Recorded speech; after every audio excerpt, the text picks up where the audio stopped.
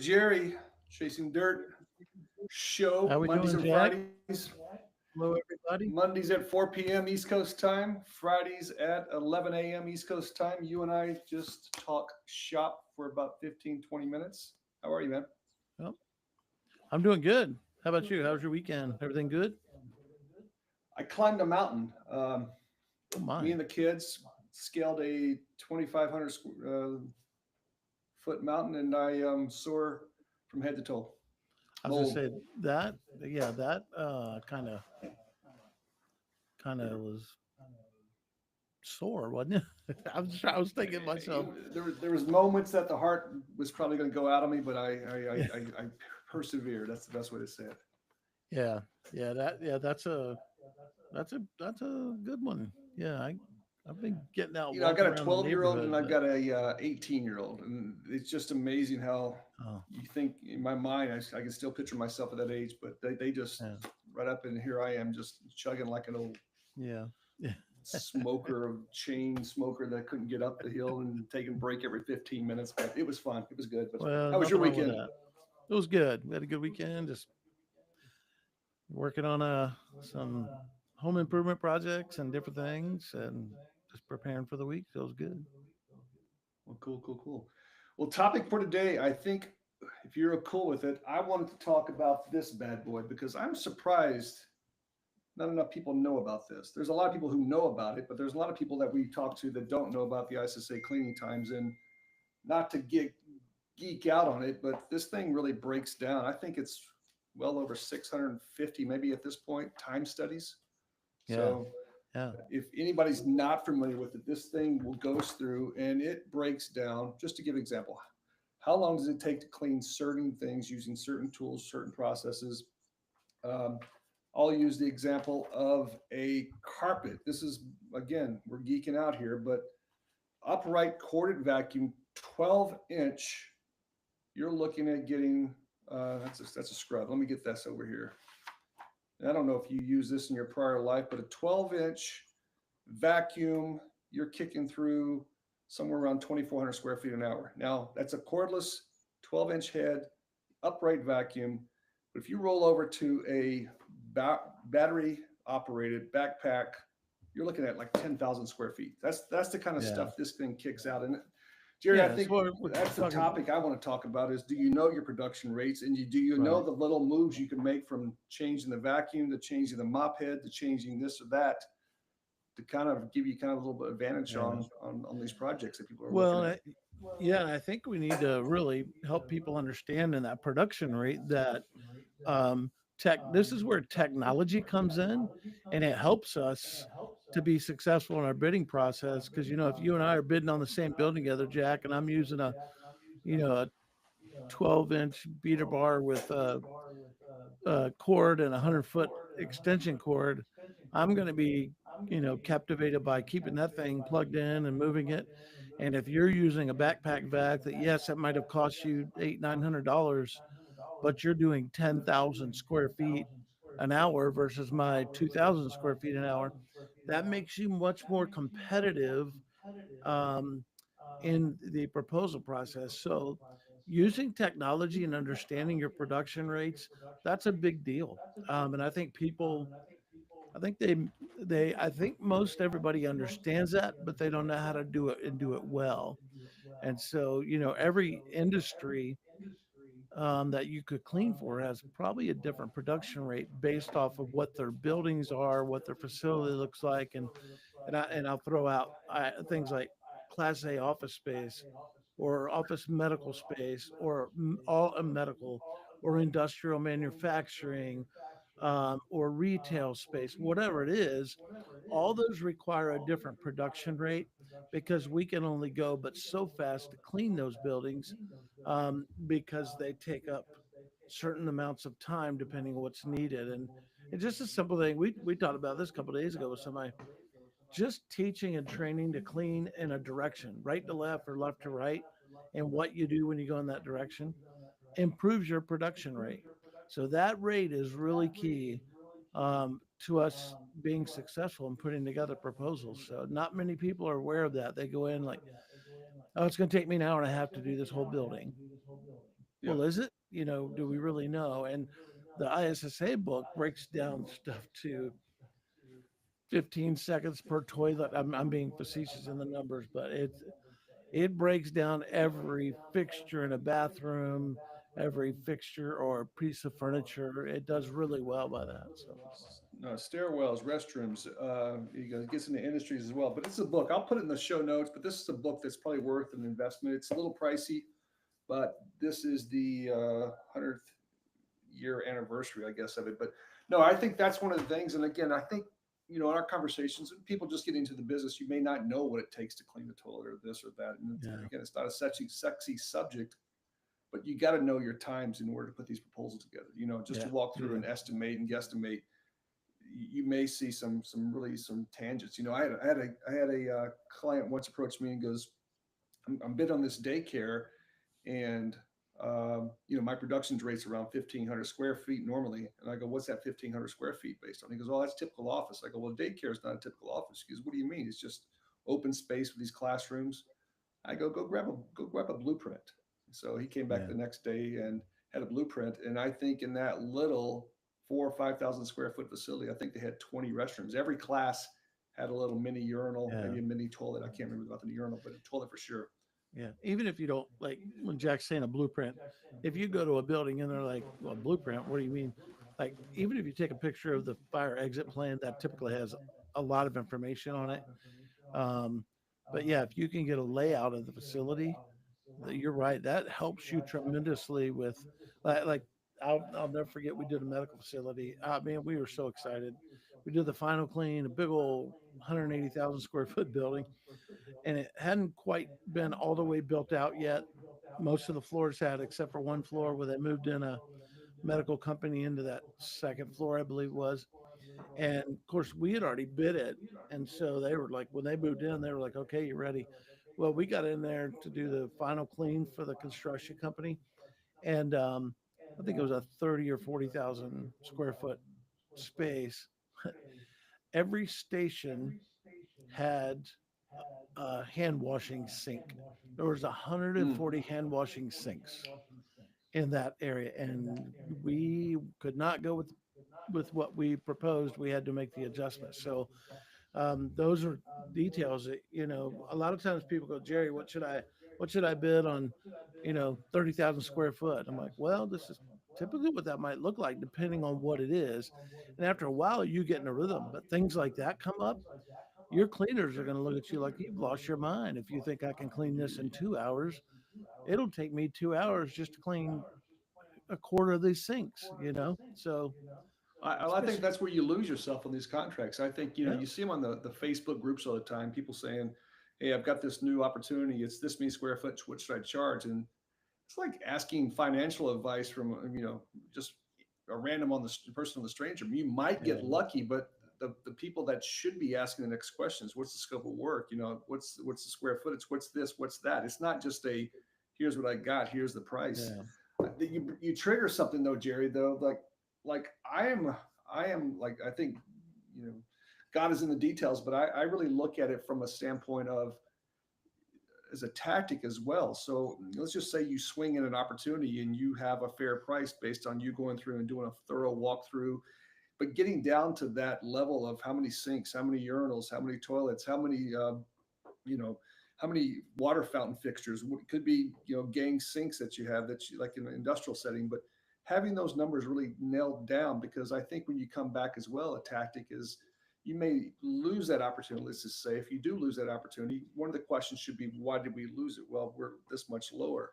I always like to throw back to that person making the decision, and maybe before they actually make a decision, is saying, hey, listen, make sure everyone's aware of the number of toilets or mhm, urinals in this space, because if someone drops in the price in here and they can't tell you the quantity of those things, they haven't done a thorough walkthrough. And I guarantee you're going to yeah, have issues longer term. Maybe not on the price, but longer yeah. term, you're going to have issues. Well, for sure. And a lot of us are dealing with the gruff facilities manager who you're trying to make decisions about this, and it's his responsibility to get the building clean. I'll just go clean the building, Jerry. I don't care. And the plumber's calling, the AC guy's calling, they're dropping off stuff, and he's got 5 phones and 300 sets of keys, and he's trying to make decisions left and right on the fly, and so you've got to inform them as to what that looks like. Did you know that you have 130 sinks in your suite? And did you know it takes my cleaners about 3 minutes or 2 minutes, whatever the rate is, to clean each sink? And if you do, 300, if you do 100 sinks at 3 minutes each, that's 300 minutes a night. So let's, you have to educate your customer on what production rate takes. I mentioned to you today, and I'll leave the specifics out of it, but I'm headed to meet with a customer to help them do a very, very large walkthrough. And the people at the facility just want to know what could we consider a good production rate here, because it's so mixed. It's office, manufacturing, warehouse, um, it's shipping and receiving, it's all kinds of stuff. So um, very large facility, but you don't clean every inch of it every day or every night. So Yeah. you've got to educate your customer on what the production rate looks like. And that doesn't mean you sit down with the ISSA book and go, well, look at this. This is here's 6,000 production rates, but you've got to make them aware for their facility what it takes you. Because there are a lot of people like they don't care what it takes, but they're the one making the decision.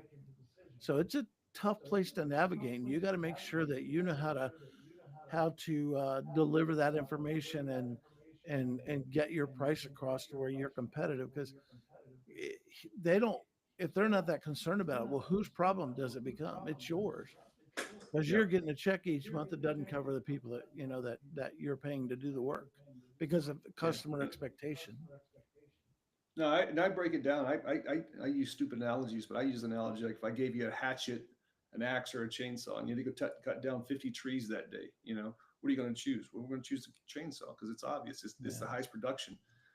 The same thing, you got to look at everything you do, whether it be the process, whether the procedure, the chemicals you use, the tools you use, the equipment you use. I think when you start to look at these things and you start to kind of put them together based on that opportunity that you're either have been awarded or you're trying to win, I think that's where the magic sauce comes in, and you Yeah. really kind of differentiate yourself from the competition. You earn Yeah. that trusted advisor status because you educate what you're doing above and beyond, just not going in there and saying, hey, here's our price. Well, it's just like we were talking about, if you're in a manufacturing facility and it's 700,000 square feet, you're not going to mop that every night. You know, you Yeah. you're going to use a ride-on scrubber. But do you know what it takes to run a ride-on scrubber? What does it mean? You don't just get on it and go for 3 hours and then put it back. I mean, fill us in, Jack. You know this stuff like the back of your No, hand. that was, yeah, that was my old former chemical life, and I wasn't aware of that. But let's just say you've got this huge warehouse, and somebody's running an auto scrubber, maybe multiple auto scrubbers, Yeah. 24/7, just to kind of keep the dust down, or maybe their standard is just keep it ultra clean. But I wasn't aware of this when I got into the business. Is that let's just say somebody's running one scrubber, it could be 10, but one. But every time that, if it's 300 gallon tank, if it's 1,000 gallon tank, it's probably a 300 gallon tank. But every time that 300 gallon tank runs empty, if you have a traditional dispensing system, the chemical and the water being mixed to put in that machine, you're looking at 30 to 45 minutes to refill that. That's just with a normal type of dispenser that's flowing at 3.5 gallons a minute. Now, Yeah. on the reverse side, you start to look at that and go, you know what?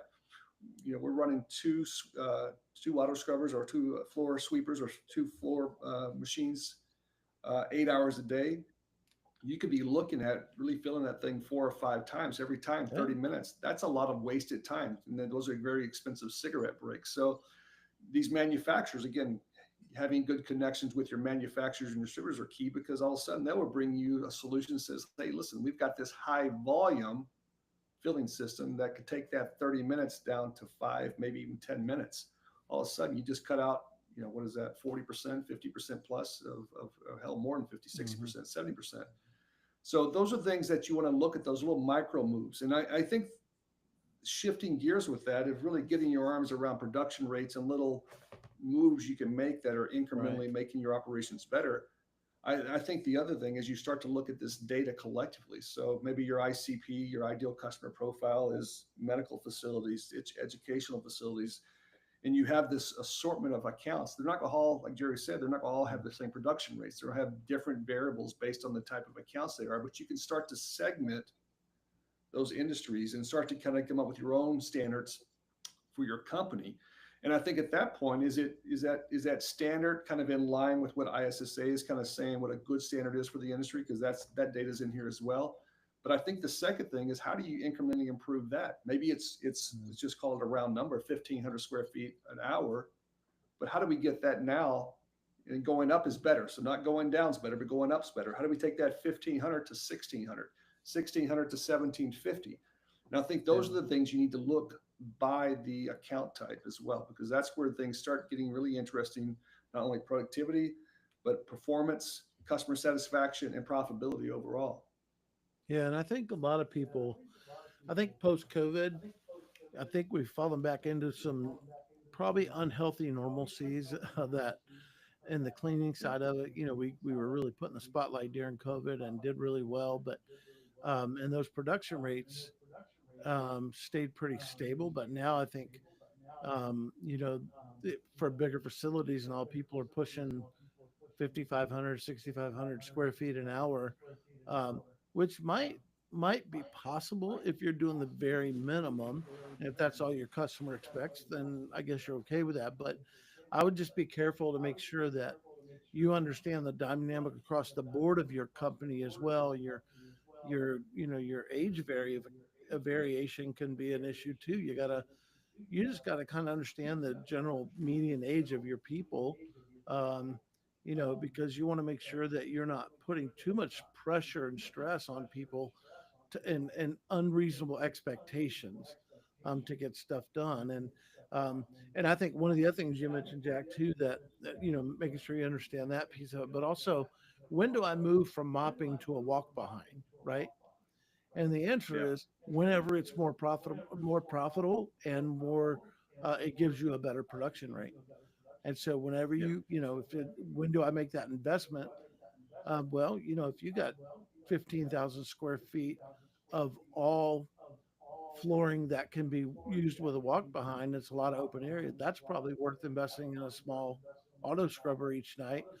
Then all you got to do is get your corners and and under furniture, behind furniture, where what it might look like. It's very building specific, but your production rate will go through the roof. And that's where after you get in a rhythm and you understand your production rate, when you're doing a walkthrough, you can see this stuff like, okay, I'm going to need this, I'm going to need this, I can use this, and I know what I can do here. I can make my production rate 4,500 square feet an hour, and I can do pretty well here. So those are the Yeah. things. And you know as well as I do, I spend a lot of time in the medical side, and floor care really. The place could be spotless and your floors look rough, and everybody thinks they're horrible. Your floors could be mint and everybody's like, this is amazing. And I'm going through going, they need to clean this, they need to clean that. So getting that production rate and staying on top of it and understanding it will put you to the forefront of winning proposals. So Yeah. And understand that rate will also, I think we have to say it as well, but that frequency, that cleaning frequency. So if you're yeah, cleaning once a week, that production rate may drop down because you're only there once that's a a good week. point. But if you're in there 5 days a week, 6 days a week, seven Yeah. days a week, definitely, as Jerry mentioned, you may have a scope of work that says you need to do these 10 things, for example. But guess what? You're there every single day. Guess what? Those 10 things probably don't need to be done at the same level every single day because you're there every day. So I think that frequency is of service is going to be a factor that really looks at production rates. And again, I would challenge you guys. You're getting knocked on the doors. You're getting people calling you trying to sell you new processes or new equipment. I think one of the things is how can you help me shave 10% off my production rates? And if you can do that, those are worthwhile meetings that you should have. Here's a little gem for you, for those of you listening and again, Chasing Dirt Show is what we do. We talk about stuff, but we try to throw you something that can benefit you. But in our business over the years, my right hand guy, I don't think he was the first guy to do this, but on 3 to 5 days a week, mainly 5 days a week, he would take a map of the layout and he would color code it and break it into sections A, B, C, and D. And he would tell then cleaners on Monday, clean section, detail clean section A. On Tuesday, de- detail clean section B. On Wednesday, section C. On Thursday, section D. All the other areas, when you're focused on section A, detail cleaning, do what you got to do to get the other stuff straight, and do it. And then we were big fans of making sure you do it right. But if you're detailing once a week in an area, you're going to be able to maintain it pretty well. So that's a little nugget that might help somebody listening today, that be able to walk away and go, hey, that's a great idea, I'm going to do that. And that really works. That's a sweet spot in the 1 or 2 person buildings that are 5 to 15 or 20,000 square feet. You can really, you can get a good system going if you got a little team working together. That's a great way to do it as well. So Cool. All right. Well, that's the topic. I think I'll put this on the show notes. It is a yeah, worthwhile investment. Take yeah, a look at that. You can find it probably in bookstores as well online. But I think that's it for today for Monday. It's already yeah. August, Don't man. It's crazy. It's crazy. Yeah, don't forget to join us on Friday at 11 a.m. and share this with as many people as you can. And if you want to go out and follow us on social media, how can they do that, Jack? Because that's what we'd love to have people follow us on Facebook and LinkedIn, all those We're on places. YouTube. We're multi-streaming across YouTube, Facebook, X, LinkedIn.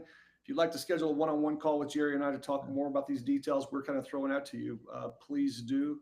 We are looking at adding another cohort or two to our coaching one-on-one sessions. So anyone that's stuck in a spot or just not getting into that next level, or basically wants to avoid stepping into a lot of landmines that most companies get into in different gyrations. Again, Jerry built his company up to 6 million before he exited. So we've got a lot of wealth of information and connections we can bring to you. So feel free to reach out, Jerry@getroute.com and Jack@getroute.com. So Yeah, it's we'll good see you guys stuff. Friday, I guess.